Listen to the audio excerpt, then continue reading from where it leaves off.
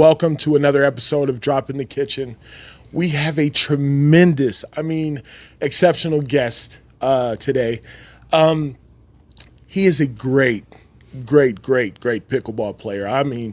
Just tremendous, but more than a great pickleball player, he is an exceptional human being. And I don't know how many times in getting to know who our next guest was did I go, wow. And watching videos with my wife, I was just moved to tears. He is an exceptional, great, kind, phenomenal soul. World, Utah, pickleball, anybody and everybody should know Dylan Kato. Thanks, Cal. You're too nice. Of course, man. Of course. Not at all. Yeah. Not at all, man. You deserve that in every way. You're an exceptional young man. Thank you. It's been a pleasure to get to know you from afar, to know your kindness, to know what people think about your brilliance, to see your brilliance. I'm just so eager to let everybody know who you are. Those that do know you're the best. And again, it's been a pleasure to know the best, and I agree with them totally. So let's start with your phenomenal family, how they brought there's only great people can bring such an extraordinary person to the places you are today. So if you'd be so kind, tell me about your beautiful family. Yeah, for sure. So I was born near Seattle, Washington, and I have a brother, sister, and I got 2 dogs at home, 1 cat. My mom has always been the most supportive person in my life, and my dad has always he's provided things for me to pursue my various different passions and things that I want to pursue. And so, with pickleball, I kind of got into it more recently, and I've pursued like videography, a lot of other things in the past, and my family's always been, there to support me. They came down to Red Rock when I played at the PPA, just to watch me play. And so it's been really impactful to have my family be there to support me through all my different endeavors and stuff. And yeah. That's tremendous. So you said you have 2 other siblings? Yeah. So I have a brother named Yes. Ty. He's 14 years old. Okay. And then I have a sister named India, and she is 27. Any athletes or any traces of semblance of them being incredible athletes like yourself? Sports is just in our family. Yes. We all pretty much play tennis. We've all gotten into pickleball also. That's phenomenal. My sister plays pickleball in San Francisco, where she lives right now. Good. And my brother's been getting into it also. We drill sometimes when I go back home to visit family. So Yes, good. How about your parents? Do they play as well? Yeah. My dad, he actually is the one that kind of got me into tennis. And so he we would always go to the courts growing up, and just me and him.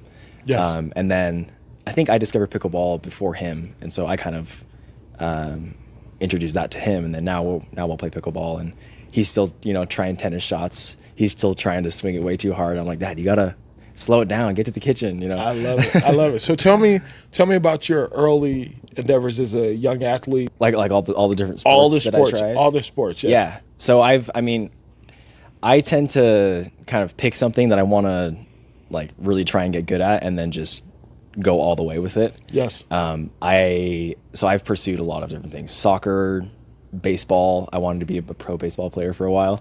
When I was younger, and I tried fencing and speed skating. I wanted to go to the Olympics for speed skating. These are all really younger me dreams. Yes.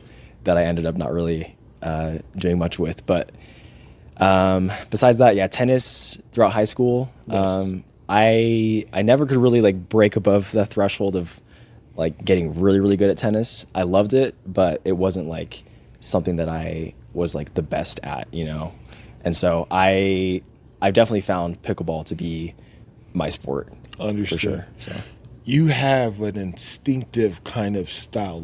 It seems like you're it's natural to you. Your movements are seamless.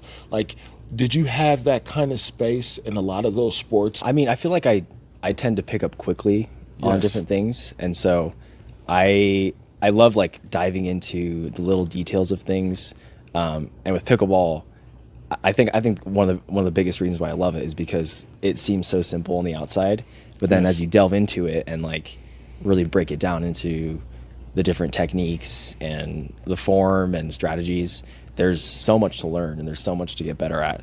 And that was part of the biggest appeal to me with pickleball. But I think that my attention to detail has helped me a lot in pickleball. Yes. So I do freelance videography for my work. Yes. And that was kind of a hobby that became my profession over time. And that definitely requires a lot of focus and a lot of attention to different details. And so I think part of that definitely translated over.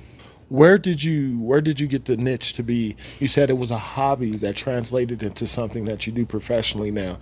You're exceptional at it, and coming to know you in these spaces, seeing some of your videos. How did you come into loving video? I mean, I grew up loving movies, and so Yes. I think when I was in like maybe 6th or 7th grade, I saw the film The Dark Knight Rises. Yes. And at that stage of my life, that was like my favorite film, and so I just watched that over and over again. And so, being inspired by that, I tried making like action movies with my friends, and so we would just spend the whole summer just every day. He would come over, and we would just like make little films with my parents' camera. But I loved the creative process of it. I loved like storyboarding it all out, because I feel like there's just so much that I didn't know about the film industry that I wanted to figure out how the magic worked, how it all kind of came together. And so again, like with pickleball, there's a lot underneath the surface to figure out. Yes. And I think that was a very big appeal to me. But as I came to, start filming, I realized that I kind of had a knack for it. I had a talent for it. And so I just kept pursuing it. I did photography, like landscape photography, starting in high school. And I grew a large Instagram following from that. And I kind of put video on hold during that time and just kind of pursued photography. And that was really fun. I traveled to a bunch of different countries, shot for a bunch of different brands. Where, if I may ask, where'd you go? I've been to Iceland. Wow. Up in Canada, Argentina. Wow. I got to shoot for the tourism board down there, and that was just from building an audience and just posting consistently every day. The tourism board of Argentina actually reached out to me and a bunch of other photographers and just had us down there for a week. We traveled around to Buenos Aires and Patagonia. Is that the Lumix? No. Different thing. My apologies. Yeah, no, but that was awesome, and it was cool to see how like Instagram and social media could like open me up to so many like different opportunities. You're brilliant minds see brilliant people and want to see you are brilliant in that space. That's why Thank you. People reach out to you. And you're like, that's why I say you're incredible. You have a multitude of talents. You're also a musician too. So how'd you come into playing? That's another hobby you have as a musician. Tell me a little bit about your music prowess too. Yeah. So I started playing piano from really young. I think I was like maybe 4 or 5. And my parents put me in piano lessons. Yes. And I liked it. I mean, I didn't really think much of it, but I kept doing it and kept practicing when my parents told me to. And I think when I was like 12 or 13, I got tired of my piano teachers telling me what songs to play. Yes. And so I quit piano lessons and I just played whatever I wanted to play. There goes that creative space again, man. Yeah. Yes. And that was mostly just like movie soundtracks. Because I wasn't a huge fan of classical music back then. I am now. I love it now. But like back then I was like, oh, I just want to play like, the soundtrack of Narnia or something like, one thing I realized that I could do was play by ear. So I could just like listen to a piece of music and then just play it. And I have something called perfect pitch. I'm not sure if you've heard of that, where like you hear a note and you know what note it is. Wow. And so it just kind of came naturally to me, just like hearing songs, and I could just kind of figure it out on the piano. Those are one of those moments in learning you where I learned that and I was like, wow, it's just one more notch under the many, many like badges that you have. Like if you're a scout, you'd have all the badges because you do everything, man. But I did not do well in scouts, by the way. But to have perfect pitch, that's tremendous. The creative, like there's something special about you, like you wanting to. It makes sense to me to see you on the pickleball.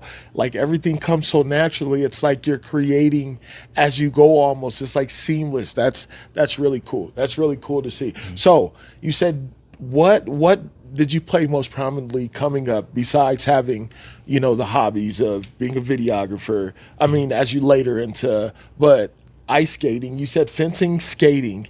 Yeah. How long did you, if I may rewind, how long did you do those two things? I did skating. I think I was like in 6th grade, and I probably did it for like less than a year.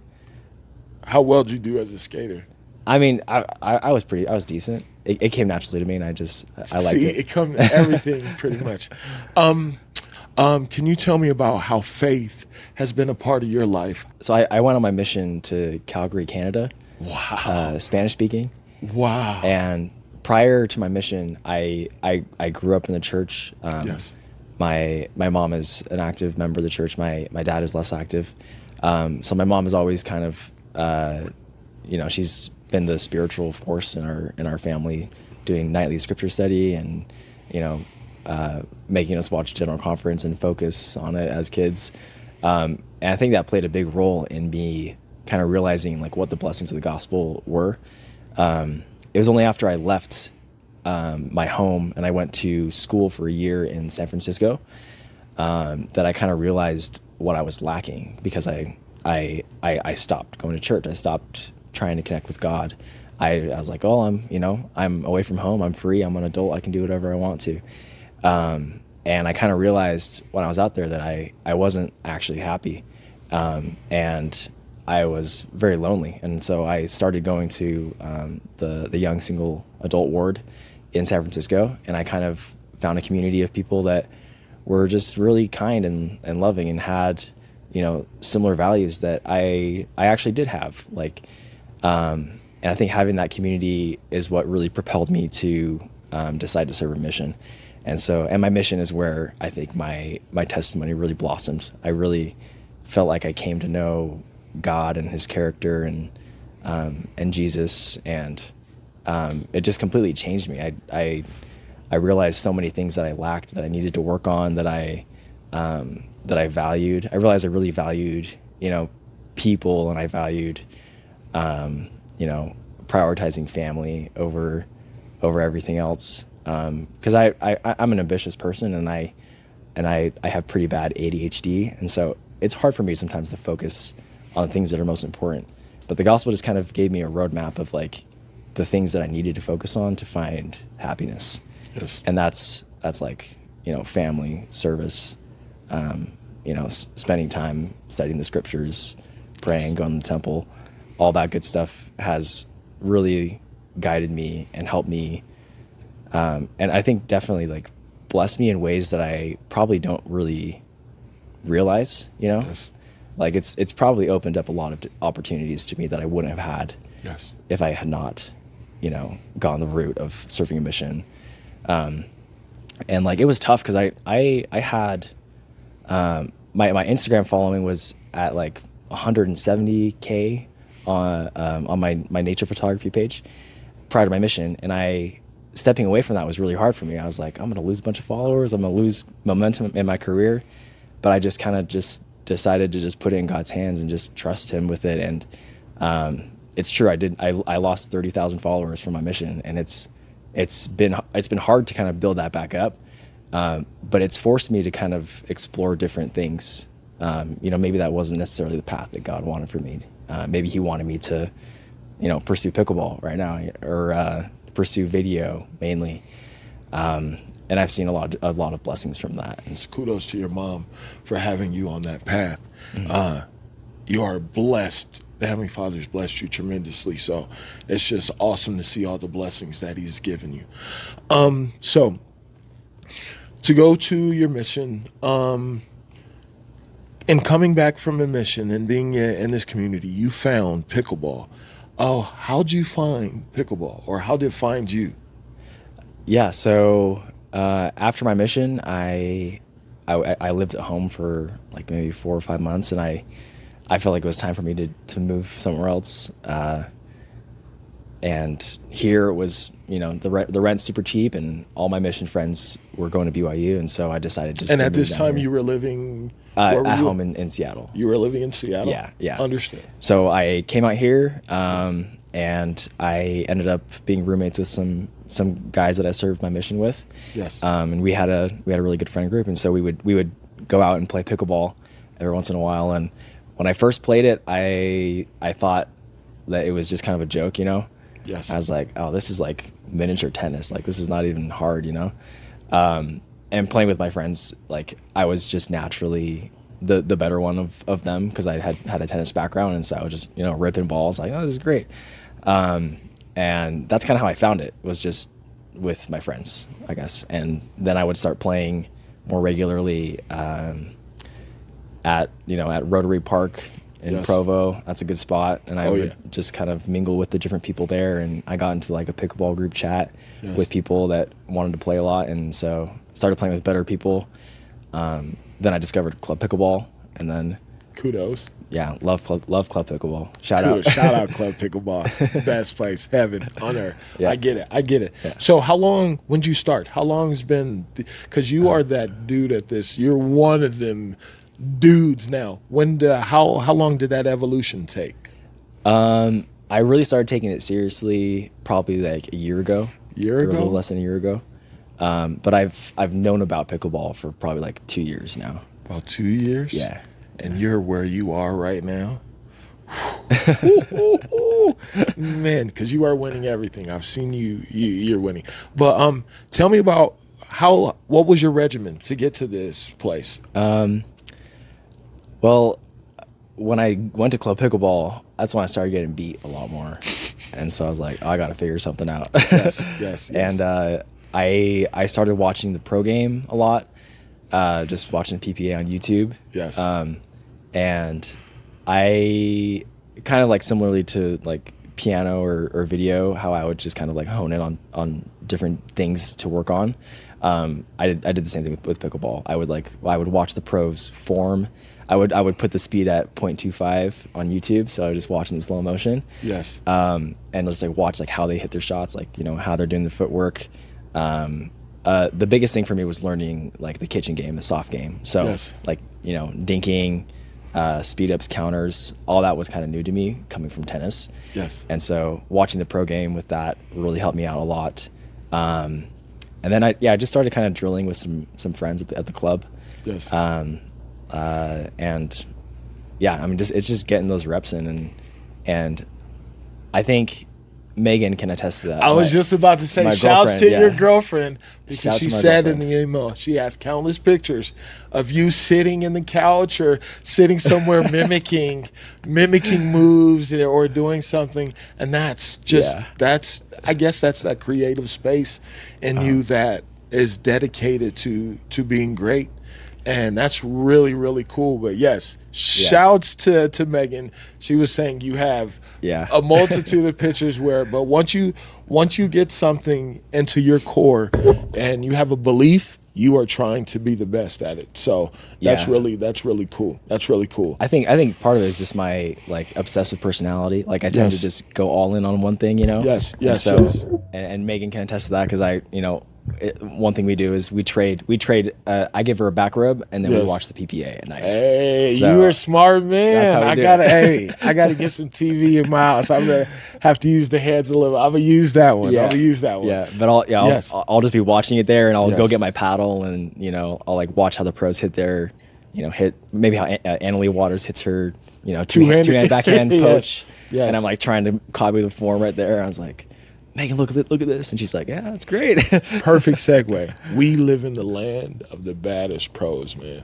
Like, I didn't even know. I was like, the other day you were practicing with, I don't want to name shot nobody, but Tyler Long. Yeah, I didn't even know. I was running back in because I forgot my keys, and I'm running past him. I was like, he looks familiar. I have no, but I knew, but I came to know, I realized. Then I was looking at something on my phone. I was like, oh, Vulcan paddles. That's, you know what I mean? Yeah. And those things, but you won't know that, like, because there's so many pros there. How is it to get to that where I see you on the court, like drilling or doing? How is it? Is that, and how'd you get over that hurdle? Because there's a space right now that I'm in as a player that I feel like I'm really good, but I'll come play with, gentlemen like yourself or that other group, and I'll be like, it's a mental hurdle or gauge that you have. How did you get when you knew that somebody had such a prowess like Elise Jones, because I think or Etta Wright, or somebody that's bad tail, and you're on the court with them?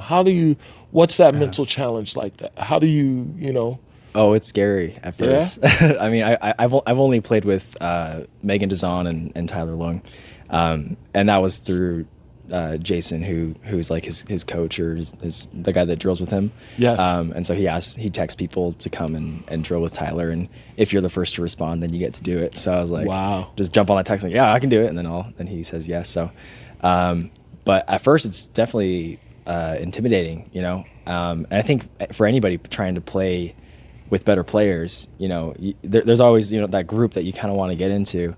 Yes. And what I've realized is you really have to, you got to earn your way up in the pickleball world. You can't just like start at like a 4.0 level and then, expect to be invited to go drill with, people at 5.0 and above. You gotta find people at your level or, slightly above your level. Yes. And drill with them, get to a place where you're comfortable, learning different skills, and then as you work your way up and start winning more tournaments, people will just kind of naturally recognize that and want to play with you more. But I think it's something that is definitely earned. You gotta kind of earn your way up there. You work so hard. I see you working all the time, not only playing, but even after we play, I see you drilling with the likes of pros. You work so hard. Tell me what your regimen consists of, kind of like your drilling, your practice, your playing time, your recovery, anything you do that helps you become the premier player that you are. Well, one thing that probably hasn't enhanced me is eating too much Taco Bell. Hey, that's probably not helping me out. Yes. I think if I want to get to the next level, I got to cut that out. But we got to stay away from the border. We got to run back over here. Yes. Yeah, no. But luckily, I'm young. I'm 25, and so my body's pretty resilient, quick to recover, and so mostly my training regimen is I just play as much as I possibly can. Yes. And I drill as much as I can. I drill with a couple different people, maybe like 3 or 4 times a week, and then I play. I go with different groups and we play. Or sometimes I'll play the drop-in play at Club Pickleball, and that's pretty fun. Yes. And I think that it's good to find a balance between like drilling, working on specific skills, yes, and then playing high-level games where you're getting beat, yes, to know what you need to work on, and then playing like just for fun rec games with maybe lower-level people where you can try out different skills that you're learning, where you're more likely to find some success. I don't know, practicing Ernie's or yes, doing some ATPs or something like. Whereas with higher level players, you might not be able to get away with that, but with rec games, you can kind of just be more creative, feel more relaxed. And so I think like finding a good balance between those three is really good. I appreciate that. You kind of gave me a little teaching lesson.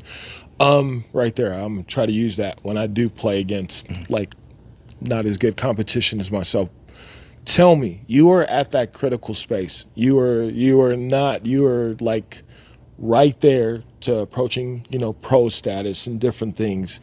Like your rise is meteoric. You're winning everything around here. Tell me, what are some of the difficulties or the challenges of becoming pro? Except like sponsorships, different aspects of being, sought out. What are some of those challenges of this space right now to achieve to be on the PPA?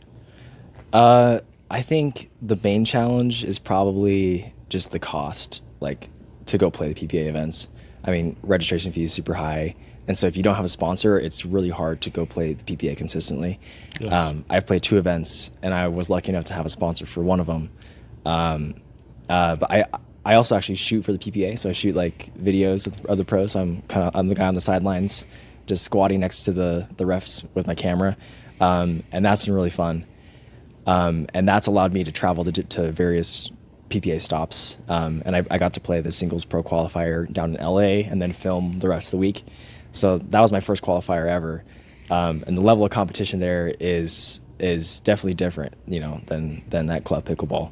Yes. Everybody, all the best in the world they're all trying to get in, trying to be pro, and so it was definitely an eye-opening experience to see that level of play and like the things that I need to work on. It was made very clear what I needed to work on, and so I went 1-1, and then same in Red Rock, I went 1-1 in the qualifiers. But I think the biggest challenges with going pro is just finances, Yes. and getting your name out there, getting sponsorship. Yes. Social media definitely helps.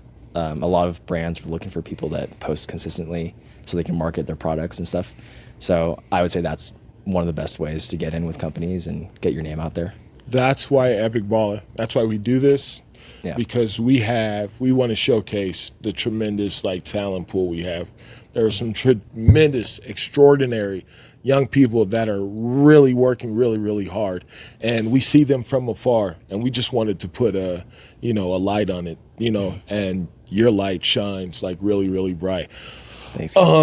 Being so close to the pros, and my first PPA was not playing, but us going there as a company and as a group was Red Rock.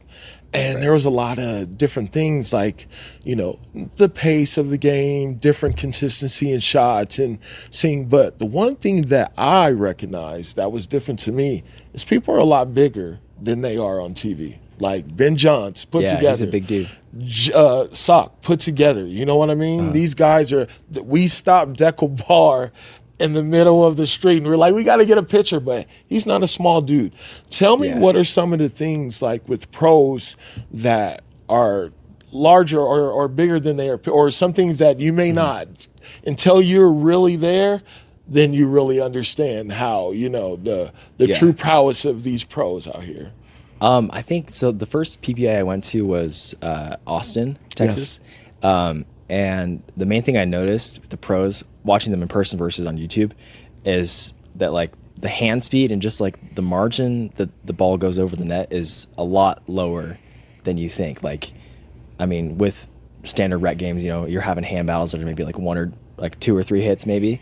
Yes. But the pros are going they're going like 10 hits in a row, and everything's like, they're hitting it hard, but it's going like barely over the net. It's staying low.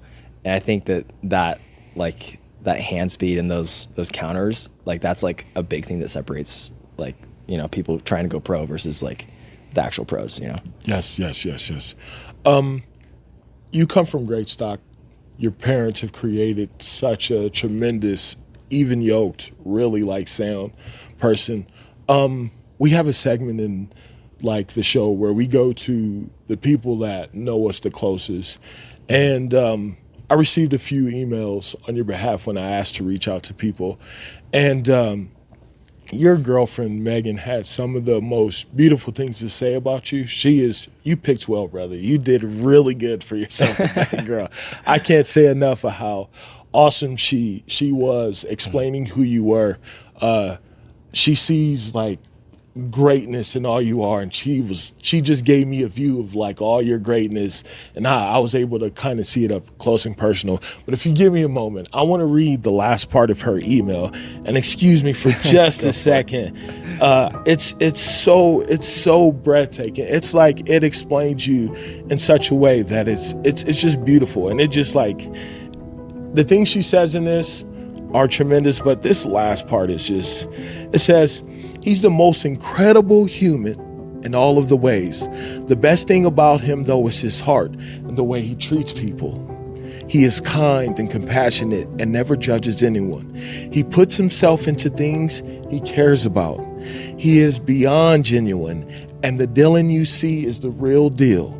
He doesn't put up a front for anyone, and in all, I might be biased, but Dylan is the best. And man, I truly see that, like, in all you are. And she is like, that's just great. That's just great. So Megan's a keeper. She is. She is. Truly. Just let me come to the wedding. Me and my wife will dance it up with the LA. Just invite me. We remember. We will. Yeah. I don't want to put any, excuse me. We have a moment too in the show where we asked, it's called like speed up round. Like we're speeding it up on the court. I'm ready for my counter. Oh, okay. Let's I know. go. I love it. I know. And you got it too. So here we go. Okay. What movie can you watch over and over? Ooh. Oh gosh, let me think. Probably right now, Dune Part 2. Dune Part 2? Dune Part I 2. thought we were going to get another Batman reference from earlier. But If not Dune Part 2, then probably The Dark Knight. okay. Yeah. So, okay, cool. Yeah. Cool. But Dune, I got to check out. I got to watch You haven't Dune seen it? Part. No. It's amazing. Me It's and the amazing. missus, after shooting today, we are having like movie night, so I might have to get Dune Good. Part 2. It's I might really have to check that out. Okay. If you're shooting the Dylan Kato movie, who is starring in the starring role? We were asking ourselves this question as a staff earlier. We came with You guys all said Keanu Reeves. yes. Who would you say would play you? Anybody besides Keanu? Oh, I don't know. I mean, I guess I'll have to just go with like one of my favorite actors, Timothy Chalamet. Okay. Yeah, he's in Dune. He's yeah, good. I like him a lot. yeah, I do. I like the young kid. He's But cool. I mean, I would be honored to be played by Keanu Reeves too. You guys have the same awesome. kind of cool demeanor, really kind, cool people. You guys, it fits really well. I'm John Wick. So, I love that. Favorite place to play pickleball? Favorite place? Tournament, court, anywhere. Tell me favorite place. If we go get our paddles right now and we go to the best place, where are we going? Ooh, I don't play very much, but I love the Spanish Fork courts. Yeah. There's like a ton of them there. Yes. Surrounded by trees. Really Yes. nice. But if not that, then Club Pickleball, of course. One Spanish Fork morning, meeting all the staff for the first time, like the sun was coming out. And I was like, thank you, Heavenly Father, so nice. It's just beautiful. Yeah, it's The beautiful. sun comes over the mountain. It's just the most beautiful place to play ever. Yeah. I'm glad you said Spanish Fork. Okay. Here we go. So, what landscape would be your favorite place to shoot as a videographer? Would it be a mountainous, a forest, a beach, or a desert? Definitely mountains. Mountainous? For sure, yeah. I like that. I mean, I grew up in Washington, so we got Yes. a lot of mountains out there. Yes. I love hiking. The So, backdrop to our days, the Wasatch Timber, Yeah. all that, it's not bad at all. I'm not mad at it every day. I look and like, yes. yeah, it's awesome. I love it. Here we go. Your favorite videographer or director? Christopher Nolan. Christopher Nolan. Or Good. Denis Villeneuve is great too. Who? Denis Villeneuve. He directed Dune. Oh, okay. Yeah. Okay. Yeah. Okay. And Arrival. Really good movies. Or Blade Runner. So Okay. He's awesome. Yeah. I love it. I got to check out got two Dune. answers. I'm gonna have to, when I see you, I'll be like, yeah, I watched Dune when I come into it. Yeah. What is your favorite? I'm gonna tell you what my favorite. What is the favorite video you've ever shot? And I have to give reference to this video. First of all, go subscribe to Dylan Kato on YouTube. That's the first thing you need to do. Go subscribe to Dylan Kato. What's the couple's name? What's the Amity and Riley. Amity and Riley. Me and my wife have watched this. He captures love and intimacy in a way that is going to move you. If you've been married, anything, he captures it in such a beautiful, beautiful, beautiful way. Go right one more time. Riley and Amity. Yeah. Man, when her father says she's the baby, I'm like, oh man, I just lose it. Like that, every father. That was a fun one to shoot. Every father, like, that's a moment that they let you in, but you captured it like, just beautiful. Thank you. Go watch that video. That's the one thing, and many other. If you can, tell us about the Lummox competition, if you will, so we don't get. Yeah, so the company, it's a camera brand, Lumix. They reached out to me. Lumix. Yeah, Lumix. My bad. No, my apologies. Yes. Yeah, but they reached out to me last summer, and they asked me to be part of like a reality show competition. Yes. And so they flew me out to Washington, and we spent 3 days in like a little cabin in the woods, and we had 3 video challenges, and like our first challenge was to film an athlete, and so I got to film a slackliner, and so he slacklined over a river, and it was really beautiful. That was fun. And then the second day was just like a narrative short film of myself, and then the third day. I love that film where you're capturing yourself doing the. At the lake. Yes, that was brilliant, man. Thank you. That's awesome. Yes. And then the third one was making a film of a chef. Yes. Just kind of telling their story.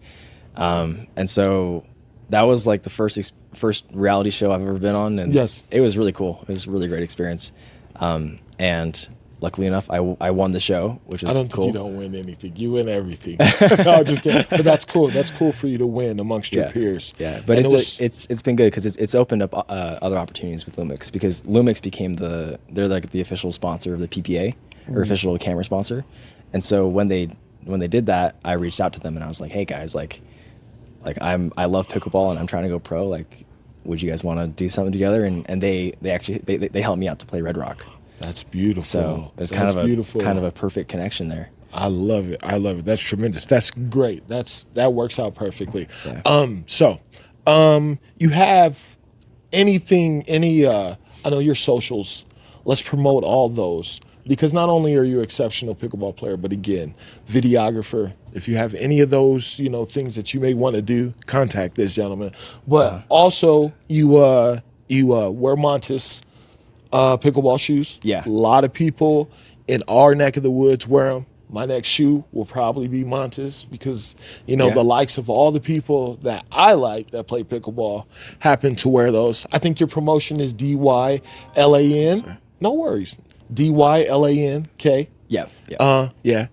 If you guys want pickleball shoes, go check Montes pickleball shoes out. Yeah. Promotion right there. Also, don't forget EpicBalla. Got the new shirts.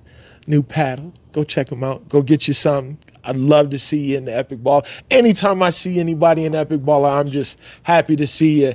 And we do this just to promote this great habitat of pickleball players that exist here in Utah. Without people like your awesome girlfriend, your amazing parents, great people that have brought you to this way, we give back. Who is that person that that you'd like to just say thank you to, or that has made you the exceptional person that you are? I've got to thank my mom, obviously. I mean, she's been such a support to me, and just such an example of the kind of person that I want to be. She's a great example of kindness and love and patience. She's probably the most patient woman I know. And yeah, just got to thank my mom for everything. That's tremendous. We thank you. I'm so glad to get this done. I hope we were able to articulate your greatness. I'm glad that you bring people together with all your gifts. I'm so blessed to know your kindness, the people that surround you. I wish you the best in all you do. EpicBalla is a fan of Dylan Kato. We just look to be fans of yours. Wish you the best in all you do. And you're nothing short of great. You're nothing short of great. Just know you have people that are rooting for you. I hope people can see this and know the tremendous and exceptional person that he is. Thank you, Dylan. Thank you. And EpicBalla, Drop in the Kitchen, #2 episode. Let's keep it going. EB on the rise. Let's do it.